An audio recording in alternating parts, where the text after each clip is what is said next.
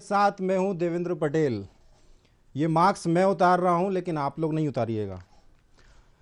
मैं आज यहां सरकार ने कोरोना के नए वेरिएंट को लेकर क्या तैयारी की है इसकी बात करने नहीं आया हूं, बल्कि इस टॉपिक पर आपका ध्यान आकर्षित करने का प्रयास करेंगे कि लोग नए वेरिएंट को लेकर गंभीर दिखाई नहीं दे रहे हैं।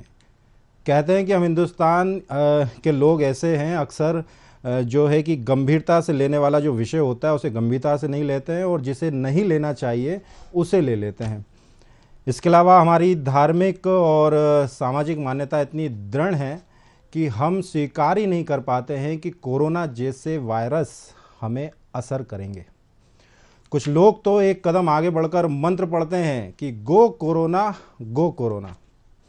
यकीन मानिए, मैंने भोपाल के जिन लोगों से वर्तमान में बात की है वो स्वीकार करने को तैयार ही नहीं है कि भोपालियों के लिए अब कोरोना के नए वेरिएंट से कुछ समस्या भी हो सकती है।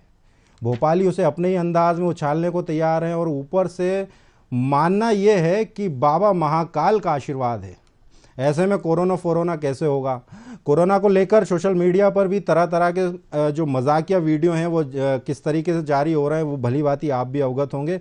लोग हंसते हुए उन्हें सुन रहे हैं, देख रहे हैं, सरकार की चेतावनी को किनारे कर रहे हैं। नए वेरिएंट को लेकर राजनीति भी रंग बदल रही है। कई सवाल जवाब हैं। इसी पर बात करने के लिए हमारे साथ कुछ मेहमान जुड़ेंगे, लेकिन उसके पहले इन 3 वीडियो पर ज़रा नज़र डालिए और समझिए कि आखिर क्या स्थिति है कोरोना को लेकर। कुछ एक मोरल एक पॉइंट्स होते हैं और एक कॉमन सेंस होती है। सरकार ने कहा कि आपको एक बीमारी होने वाली है। पहले वो ऐसा इतिहास में पहली बार हुआ मानव के इतिहास में कि पहले टेलीविजन पर आती है कोई बीमारी, और फिर वो शहरों में आती है, फिर वो गांव में आती है, पहले वो बुजुर्गों में आती है, फिर वो जवानों में आती है, फिर वो बच्चों में आती है। जैसे पहले टीवी में आएगी, उसके बाद आएगी, फिर टाइम पहले बता देगा कि इस टाइम आएगी। बिल गेट्स सबसे पहले बताएगा, फिर प्रधानमंत्री बताएगा, और फिर वो जो डॉक्टर है वो बताएगा। फिर वो कहेंगे कि अच्छा ठीक है, मैं बीमार हूं तो मुझे पता होगा ना। वो कहेगा नहीं, तेरे को बीमारी है, तेरे को पता नहीं चलेगा। अच्छा फिर कैसे पता चलेगा? कि वो एक टेस्ट कराना पड़ेगा। अच्छा वो टेस्ट में हमेशा सही रिपोर्ट आती है क्या? कहते नहीं, गलत रिपोर्ट भी आ सकती है। Hello guys, good afternoon, this is Rajeev Singla here.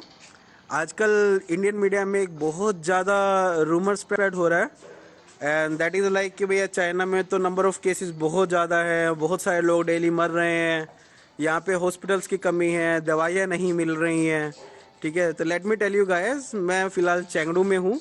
ठीक है, पिछले 2-2.5 महीने से यहीं पे हम लोग काम कर रहे हैं। You can see people here, the Chinese people here, you can see my family, everybody is normal here. ठीक है, एक बॉल, ये देखो मेरा बेटा आपको वहाँ पे खेलता हुआ मिल जाएगा, and you can see guys and people around here, they are totally enjoying, they are totally normal, कहीं पे कोई भी प्रॉब्लम नहीं है। हाँ, एक नॉर्मल इन्फेक्शन जरूर स्प्रेड हुआ है, ठीक है, but that is like a very mild infection. हफ्ते 10 दिन में हर कोई नॉर्मल होम ट्रीटमेंट से मोस्टली लोग ठीक हो रहे हैं।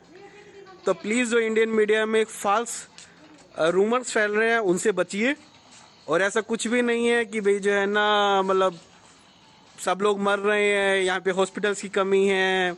मतलब एक ऐसी कंट्री जो 10 दिन में 60 मंजिल की बिल्डिंग खड़ी कर सकती है हॉस्पिटल के तौर पे, क्या आपको सीरियसली लग रहा है कि वहाँ पे हॉस्पिटल और दवाइयों की कमी हो सकती है? जहाँ से ऑक्सीजन वेंटिलेटर्स वगैरह इंडिया में इंपोर्ट हुए थे भर भर के। सो प्लीज़ अपने आप को इन सब रूमर से बचाइए।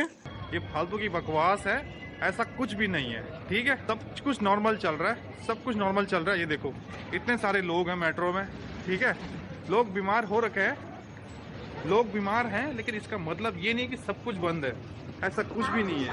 ये देखो मेट्रो पूरी भरी हुई है, ठीक है, इस तरफ देख लो, इस तरफ देखो, मेट्रो में पूरे लोग हैं। नेक्स्ट 10-15 दिन में सब कुछ बैक टू नॉर्मल हो जाएगा। तो आई रिक्वेस्ट टू एवरीवन, जो इंडिया में है, सब लोग जो घबरा रहे हैं, जो इतनी चीज़ें बोल रहे हैं, प्लीज़ ये सब बंद करो। स्पेशली जो इंडिया की न्यूज़ है ना, वो देखना बंद करो। आप एकदम गंद मचा रखी है कसम से। अरे यार न्यूज़ दिखाओ, लेकिन लिमिट का दिखाओ यार, कुछ बोलो लेकिन लिमिट का। 5,000 लोग कितने होते हैं? अगर एक दिन 5,000 लोग मरेंगे तो क्या हाल होगा? ये वो 3 वीडियो हमने आपको दिखाए जो इस वक्त सोशल मीडिया पर वायरल हो रहे हैं। ये 3 वीडियो देखकर ये कहना भी गलत नहीं होगा कि आखिर कैसे थमेगा कोरोना जब लोग नहीं गंभीर। सोशल मीडिया पर चीन में आई कोरोना की नई लहर से ऐसे आंकड़े सुनने को मिल रहे हैं कि इस लहर में 10 लाख से अधिक लोगों की मौत हो सकती है। चीन की 60% आबादी इसकी चपेट में आ जाएगी। यह भी कहा जा रहा है कि दुनिया भर की 10% आबादी इस नई लहर की शिकार हो जाएगी। ये सब दावे कितने सच्चे हैं, इस पर कोई भी आधिकारिक बयान किसी सरकार द्वारा अभी तक नहीं दिया गया है। चीन ने तो अब आंकड़े जारी करना भी बंद कर दिया है। भारत समेत कई देशों ने कोरोना के इस नए जिन से निपटने के लिए सभी सावधानियां बरतना भी शुरू कर दी हैं। भारत के सभी राज्यों के मुख्यमंत्री और केंद्रीय स्वास्थ्य मंत्री जनता से सावधान रहने की अपील कर रहे हैं। सबके मन में प्रश्न है कि हमें इस नए वेरिएंट से कितना डरना चाहिए। कई तरह के सवाल जवाबों के सिलसिले को आगे बढ़ाते हुए हमारे खास मेहमानों से आपको रूबरू करा दूं। हमारे साथ स्टूडियो से जुड़ रहे हैं अभिजीत देशमुख जी, डॉक्टर अभिषेक देशमुख जी, ये मेंबर हैं कोविड एडवाइजरी कमेटी के। अभिजीत जी, बहुत बहुत स्वागत है आपका।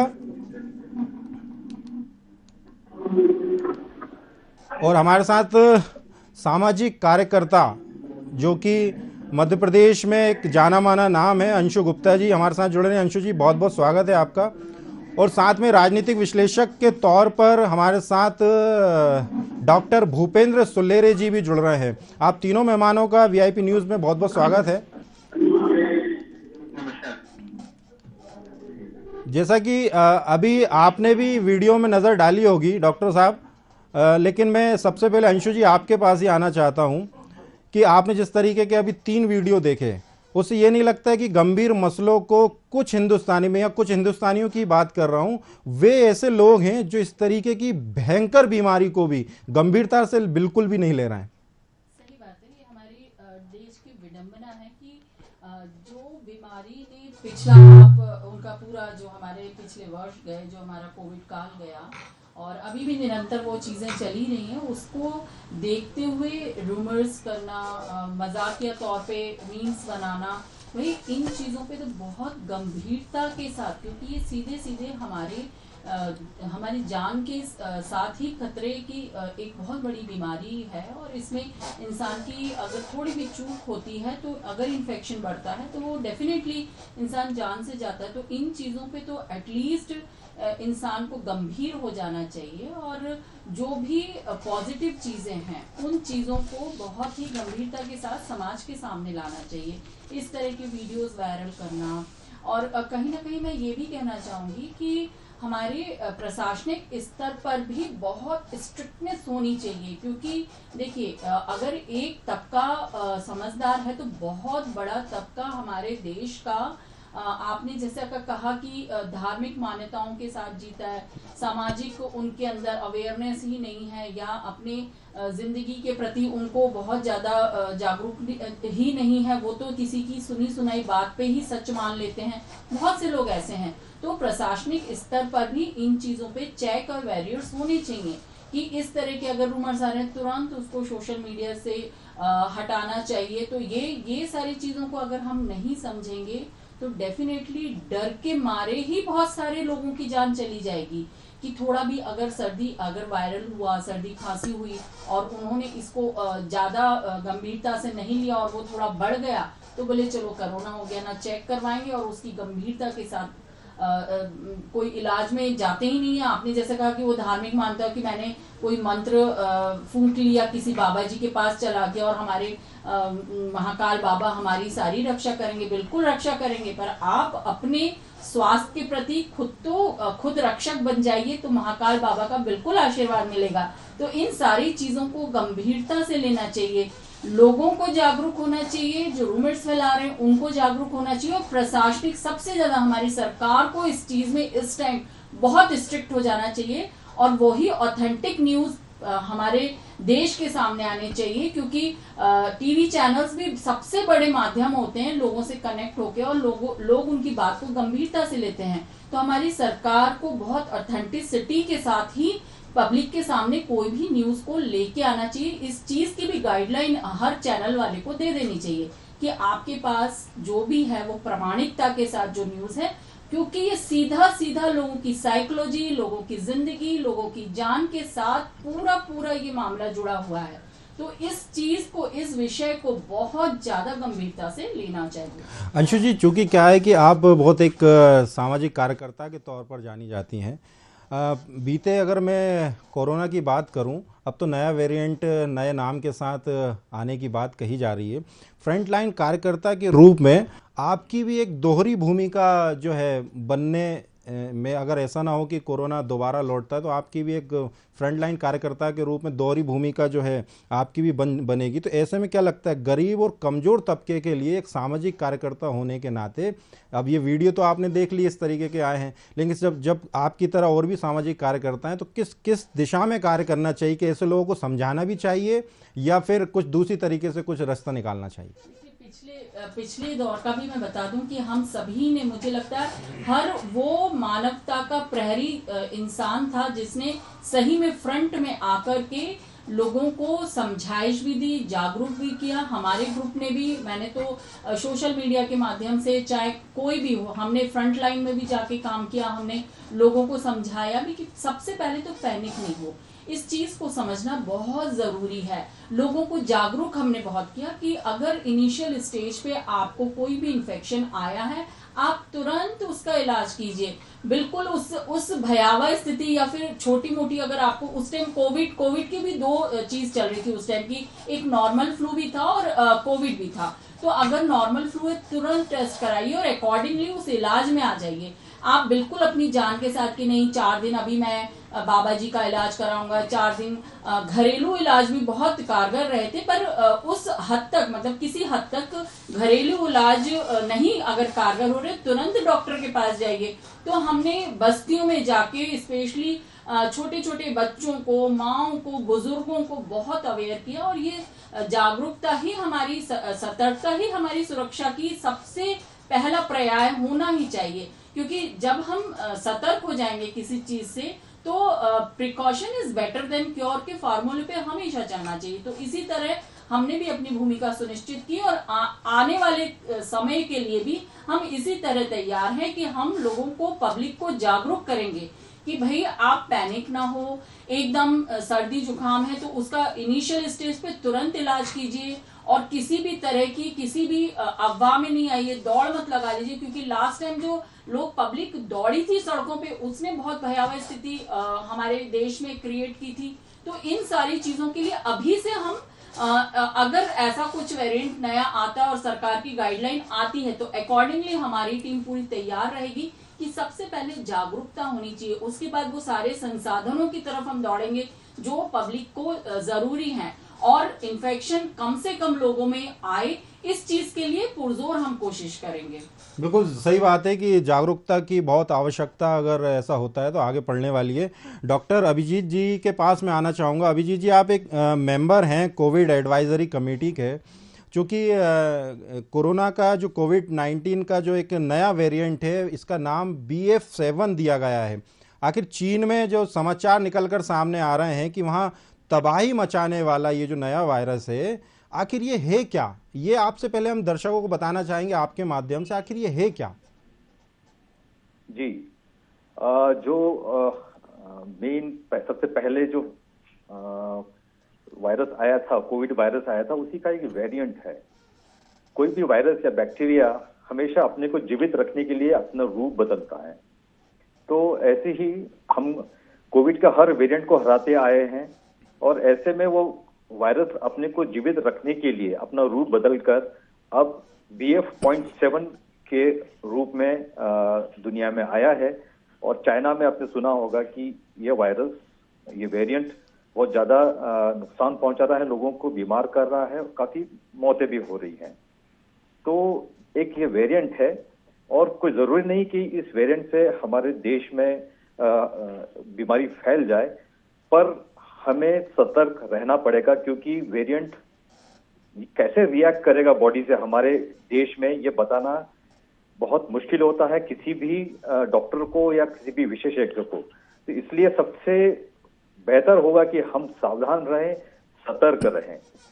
जी देशमुख जी, जैसा कि पूर्व में भी कोरोना वैक्सीन जो है कई लोगों को लगी हैं, लेकिन मैं ये जानना चाहता हूं कि जो संक्रमण अगर अगर दोबारा किसी को होता है तो ये जो असरदार ये जो टीका है ये कितना असरकारक साबित हो सकता है आगामी दिनों में, अगर इसकी मैं बात करूं तो?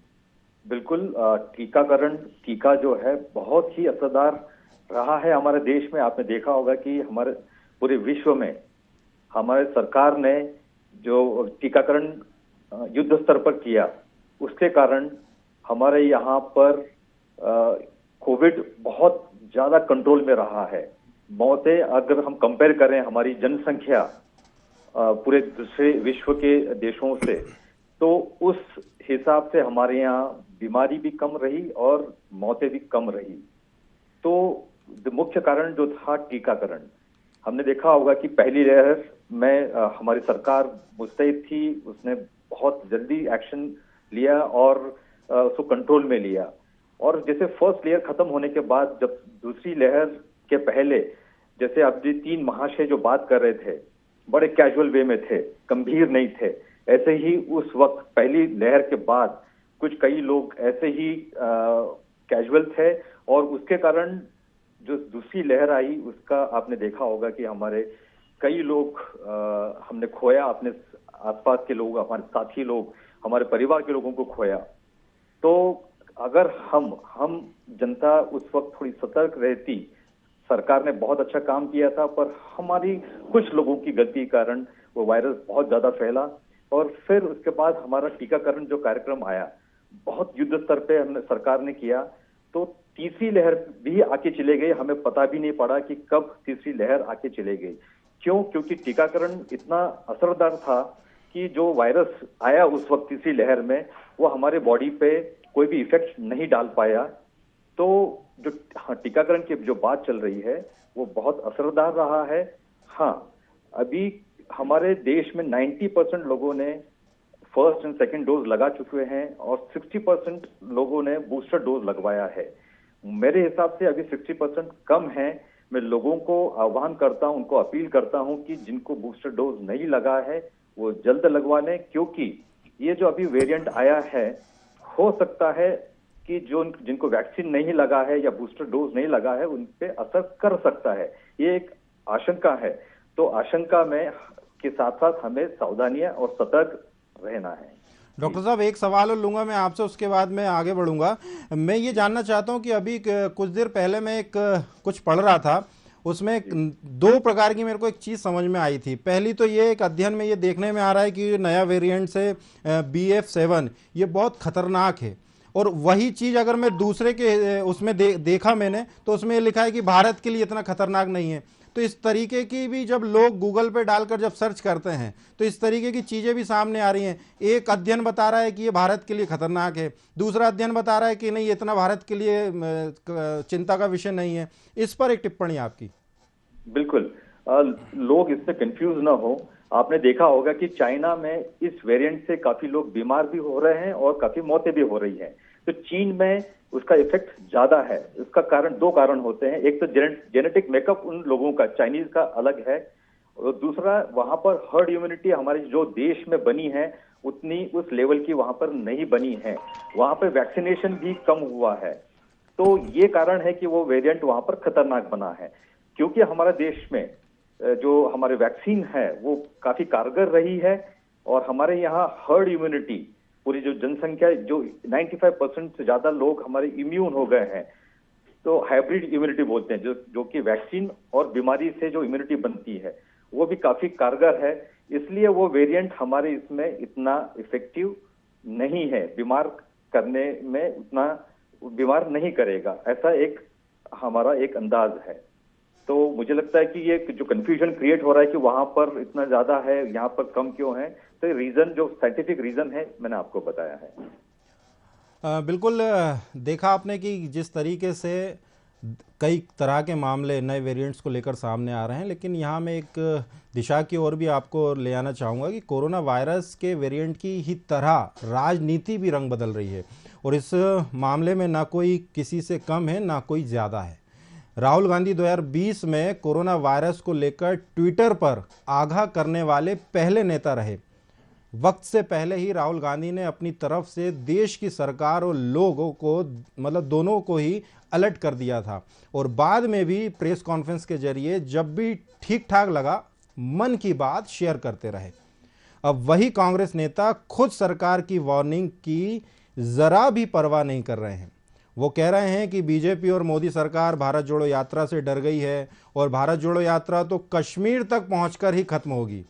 और ये समझना भी मुश्किल हो रहा है कि आखिर राहुल गांधी को भी अब कोरोना वायरस से डर क्यों नहीं लग रहा है जैसे पहले लगता था।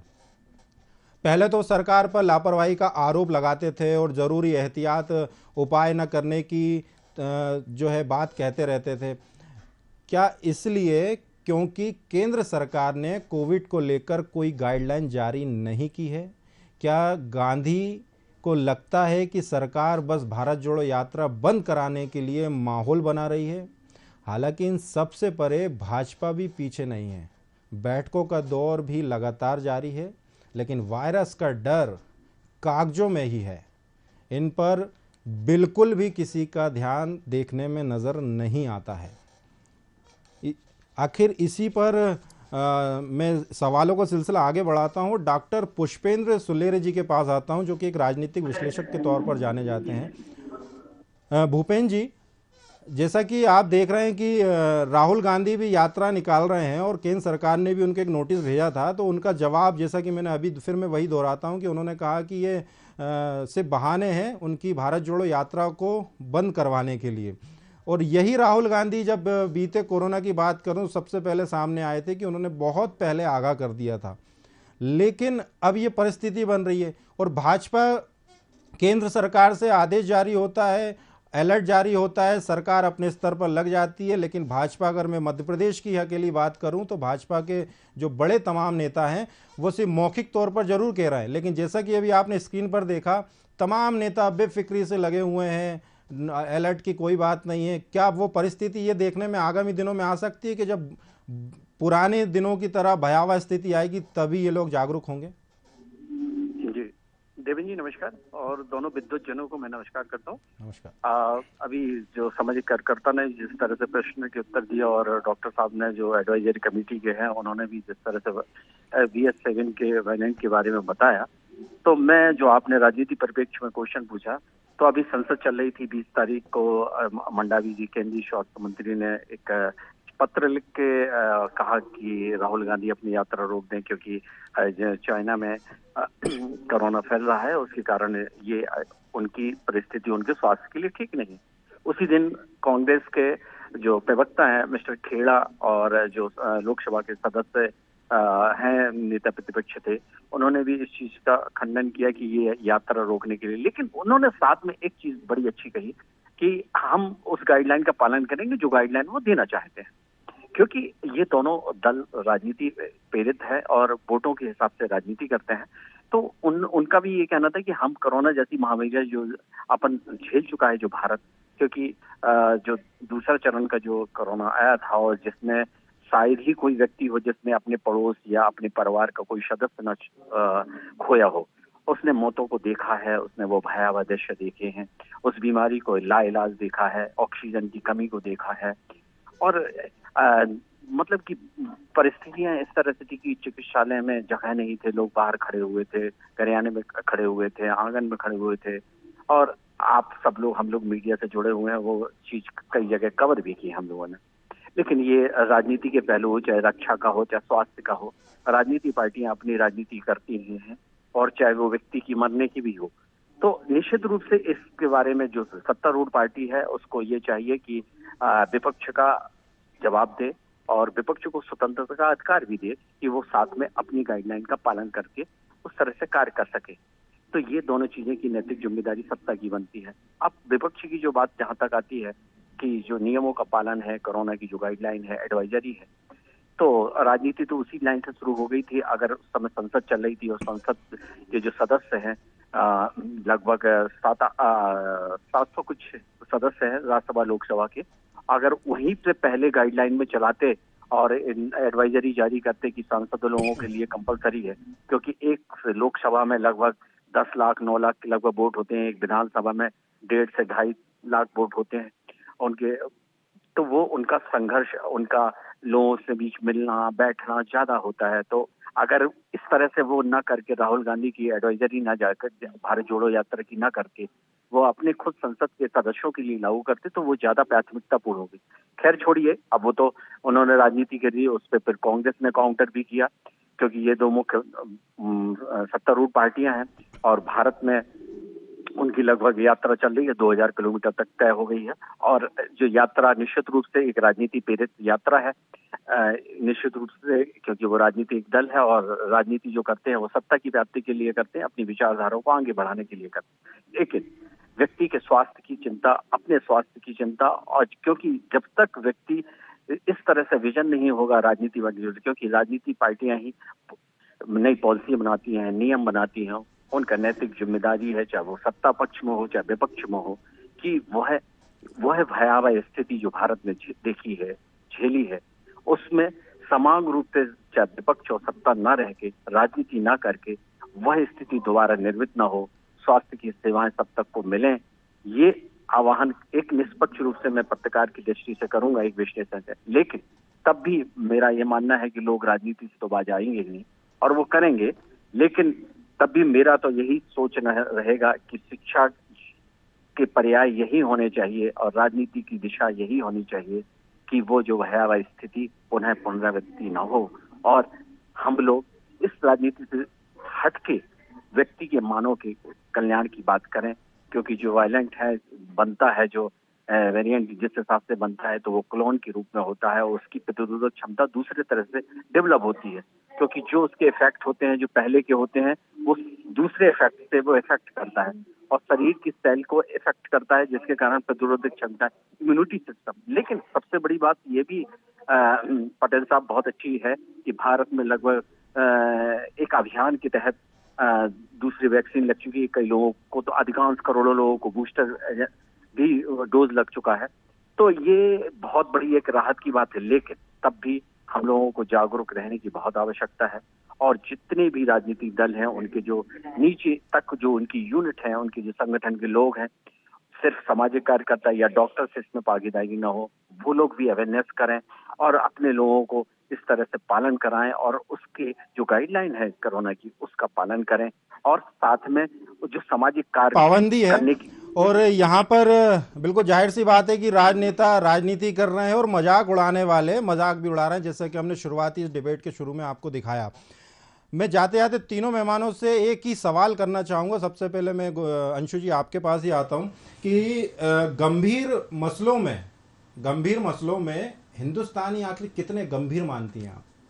मैंने पहले भी कहा कि ये विडंबना है इस देश की, और हमारे शासकों का भी देखिए एक स्वरूप समझ में आता है कि हमें सबसे पहले मानवता और नैतिकता पे काम करना चाहिए। तो सही बात है, जब जिस देश में 60-40 का एक आंकड़ा होता है कि 60% से लोग अपनी ही जान के प्रति इतने सतर्क नहीं है, जैसे डॉक्टर साहब ने कहा और विश्लेषक सर ने भी कहा कि हमें सबसे पहले अपनी सुरक्षा के लिए ही सतर्क होना पड़ेगा। तो ये सबसे बड़ा मूल मंत्र आज इस देश में हर किसी के दिमाग में बैठ जाना चाहिए कि राजनीति जिसको करनी भाई राजनीति करे, जिसको और कोई काम करना करे, पर हाँ जब मानवता की बात आती है, हमारे जीवन की बात आती, तो उस समय अपने शरीर को बहुत ही, जैसे इम्यूनिटी हमारी जो डेवलप होनी है उसी पे काम करें और अपने शरीर की रक्षा के लिए सबसे पहले सतत प्रयास करें। ये सबसे गहरा मूल मंत्र, और इसी में सारे राजनीतिक लोगों को भी अपनी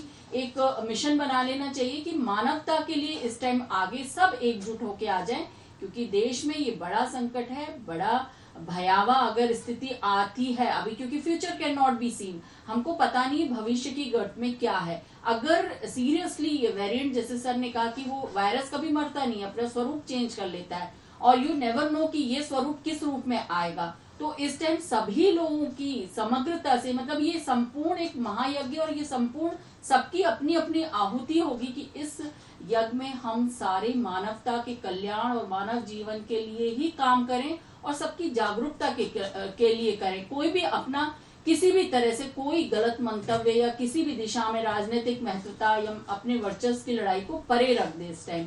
तो ये सबसे ज्यादा इम्पोर्टेंट है इस टाइम। बिल्कुल जाहिर सी बात है, मानवता सबसे परे। डॉक्टर अभिजीत देशमुख जी, आपसे भी इसी पर मैं एक टिप्पणी लेना चाहूंगा कि कोरोना रिटर्न है, मजाक में ले रहे हैं लोग। बिल्कुल। जो लोग कम शब्दों में सर अपने लिए गंभीर नहीं है, वो अपने परिवार के लिए भी गंभीर नहीं हो सकते, वो अपने देश के लिए भी गंभीर नहीं हो सकते। तो हमें गंभीर होना पड़ेगा, और कोई भी ऐसी बात आती है तो सबको मिलकर, राजनीति को छोड़कर, अपना एक देश समझकर, अपना देश समझकर इससे लड़ना होगा। बिल्कुल। डॉक्टर भूपेन जी, आपसे भी एक जाते जाते एक टिप्पणी कि आखिर पहले डरना होगा, या क्योंकि ये बहुत खतरनाक वायरस के तौर पर भी इसको देख सकते हैं। जी देखिए सर कम शब्दों में। जी देवेंद्र जी, क्या है कि ये बहुत अच्छी अभी दोनों लोग सदस्यों ने, विद्वत लोगों ने बात रखी अपनी। मैं उसी बात को आगे बढ़ाऊंगा कि बात डरने की तो जरूर है, लेकिन सजगता की बहुत आवश्यकता है, उसके कंपोनेंट की जानने की आवश्यकता है, और जो हमने जो अपने लोगों को जो खोया है उस चीज की।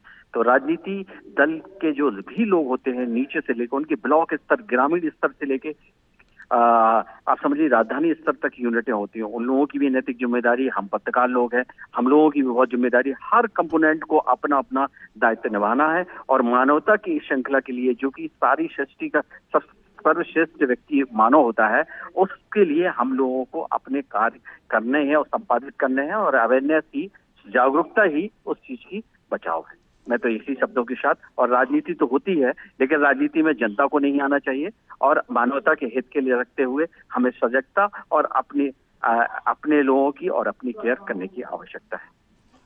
बिल्कुल। आज की सार्थक चर्चा में ज़रूर एक बात बहुत अच्छी तीनों मेहमानों से सामने आई है कि मानवता सबसे ऊपर है, लेकिन कुछ लोग इसको मजाक में ले रहे हैं, जैसा कि आपने देखा। तीनों मेहमानों का हमसे जुड़ने के लिए बहुत बहुत शुक्रिया। अभिजीत जी, अंशु जी और भूपेन जी, आप तीनों हमारे साथ जुड़े। तो ये कोरोना नए वेरिएंट को लेकर बढ़ती समस्या को ध्यान में रखते हुए हमें कोरोना की पहली और दूसरी लहर के दौरान अपनाई गई आदतों को फिर से अपनाना होगा, जैसे मास्क, सैनिटाइज़र और डाइट। अगर वास्तव में कोरोना रिटर्न है तो इसे मजाक में बिल्कुल मत लीजिए, इससे डरिए जनाब, क्योंकि ये नाम, चेहरा और शोहरत देखकर अटैक नहीं करेगा। पहले डरो, ये वायरस बहुत खतरनाक है। फिलहाल इतना ही, दीजिए इजाज़त, नमस्कार।